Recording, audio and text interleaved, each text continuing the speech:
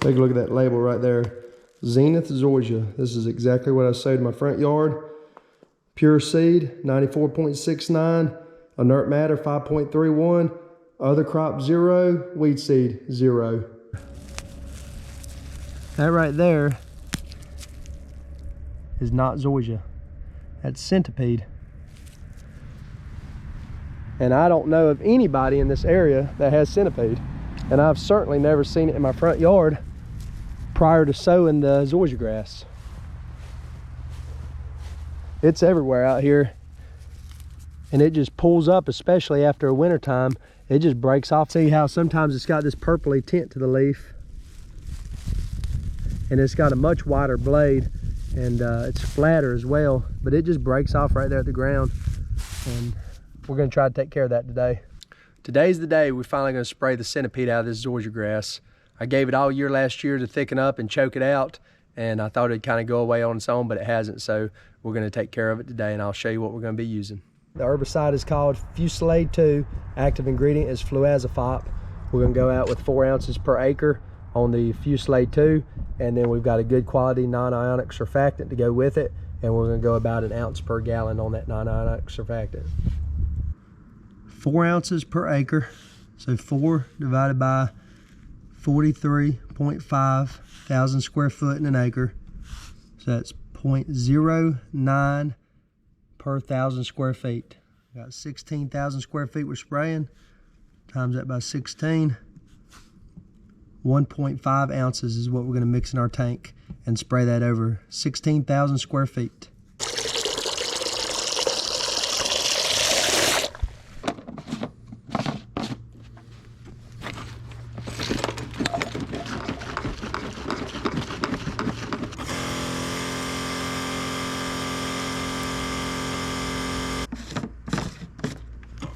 Got 4 gallons of finished solution here, and I've got this sprayer calibrated at 1 quart per 1,000 square foot.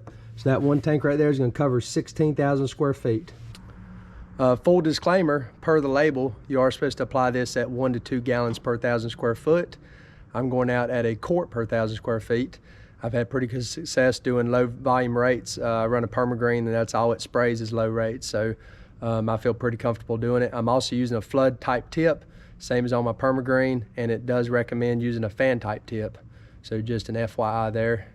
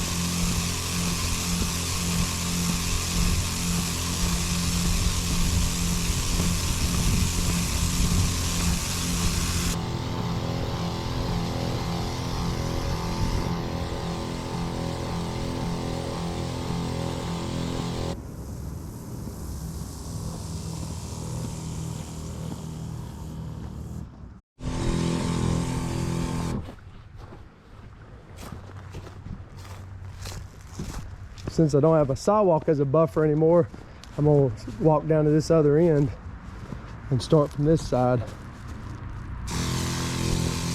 That helps protect my bushes a little bit. I don't usually do that when I'm spraying pre-emergence and other things, but herbicides you want to be careful with.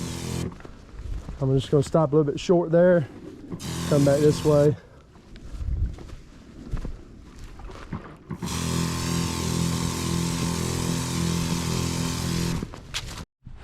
Here's a great example of the Centipede, if the camera will pick it up. You can see this dark green circle right here. It's all Centipede. There's a whole line of it right through here. All that Centipede.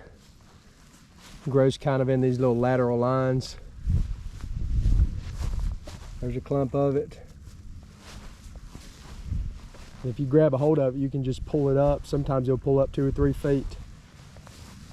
There's some more of it right there. See what we can get that to do.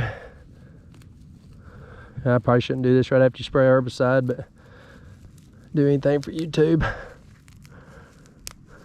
Can't get it to pull up. There are a couple caveats to the label about mowing. You're really not supposed to mow 7 days before application or 7 days after application.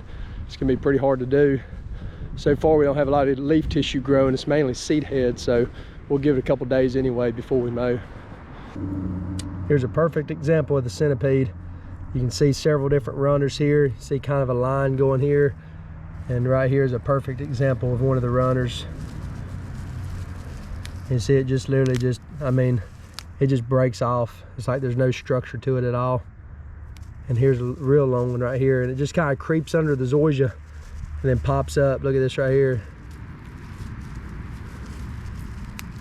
I don't know why anybody would want that in their yard as a turf. So here's a before shot, and we'll see how the turf handles this. I guarantee it's going to have some yellowing effect to it, but as long as it grows out of it, we'll be rocking and rolling.